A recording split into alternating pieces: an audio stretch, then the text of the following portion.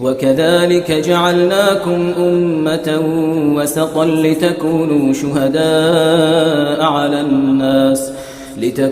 شهداء على الناس ويكون الرسول عليكم شهيدا وما جعلنا القبلة التي كنت عليها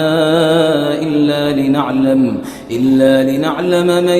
يتبع الرسول ممن ينقلب على عقبيه وإن كانت لكبيرة إلا على الذين هدى الله وما كان الله ليضيع إيمانكم إن الله بالناس لرءوف رحيم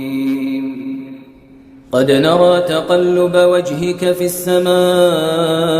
فلنولينك قبلة ترضاها فول وجهك شطر المسجد